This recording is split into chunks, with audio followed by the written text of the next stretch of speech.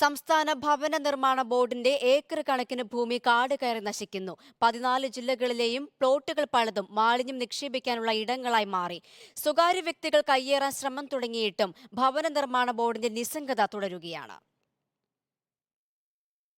കേരള സംസ്ഥാന ഭവന നിർമ്മാണ ബോർഡിന്റെ അധീനതയിൽ 14 ജില്ലകളിലും ഭൂമിയുണ്ട്. ഇതിൽ അളന്ന് തിട്ടപ്പെടുത്താനായത് 5 ജില്ലകളിൽ മാത്രം. പാലക്കാട് 13.37 കോഴിക്കോട് 19.71 ഏക്കർ ഭൂമിയും അളന്ന് തിട്ടപ്പെടുത്തി. മലപ്പുറത്ത് 1.5 ഏക്കർ ഭൂമിയാണ് ബോർഡിന്റെ കൈവശമുള്ളത്.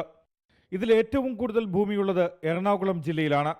വിവിധ ഇടങ്ങളിലായി 2300 സെന്റിലധികം അഥവാ 23 ഏക്കറിലധികം ഭൂമി ഭവന നിർമ്മാണ ബോർഡിന്റെ കൈവശമുണ്ട്.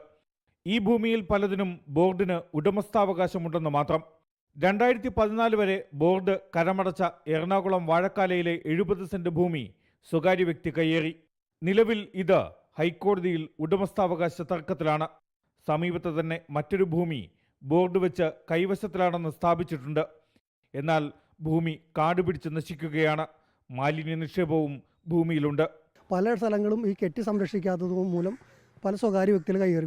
ഈ കളിസ്ഥലമായി കുട്ടികൾ ഉപയോഗിച്ചുകൊണ്ടിരിക്കുന്ന ഈ ഗ്രൗണ്ട് പോലും സംസ്ഥാന ഭവന നിർമ്മാണ ബോർഡിൻ്റെയാണെന്ന് ആര് പറഞ്ഞുകൊണ്ടിരിക്കുന്നത്. പക്ഷേ സ്വകാര്യ വ്യക്തിയുമായിട്ട് ഇപ്പോഴത്തെ കേസ് നടന്നുകൊണ്ടിരിക്കുന്നത്. അപ്പോൾ ഇതുപോലെ എറണാകുളം ജില്ലയിൽ തന്നെ 2 ഏക്കറിൽ കൂടുതൽ ഭൂമി ഇന്ന് നിലവിലുണ്ടെന്ന് അവർ നൽകിയിട്ടുള്ള മറുപടി ഇതിനുള്ള. അതുപോലെ കേരളത്തിലുള്ള എല്ലാ ജില്ലയിലും 10ഓളം ജില്ലയിൽ ഇതുപോലെ ഭൂമി കൈവശിരിക്കുന്നു. തിരുവനന്തപുരം, തൃശൂർ, കാസർഗോഡ്, വയനാട് ജില്ലകളിൽ ഉപയോഗരഹിതമായ ഭൂമിയില്ലെന്നാണ് വിവരാവകാശ രേഖയ്ക്ക് ഹൗസിംഗ് ബോർഡ് നൽകിയ മറുപടി.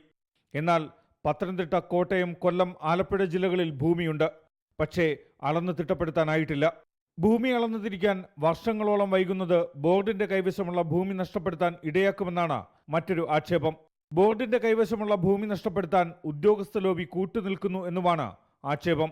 ഒരു വകുപ്പിൻ്റെ കീഴിലുള്ള ഭൂമികൾ പലതും അന്യാധിപ്പെട്ടുകൊണ്ടിരിക്കുന്നത് അത് ഉദ്യോഗസ്ഥന്മാർ കൃത്യമായിട്ട് ഇടപെടാത്തത് മൂലമാണ് പല ഭൂമികളും സ്വകാര്യ വ്യക്തികളും സ്ഥാപനങ്ങളും കൈവശപ്പെടുത്തിക്കൊണ്ടിരിക്കുന്നത്. Reporter Shyam Devaraj, in reporter, Kochi.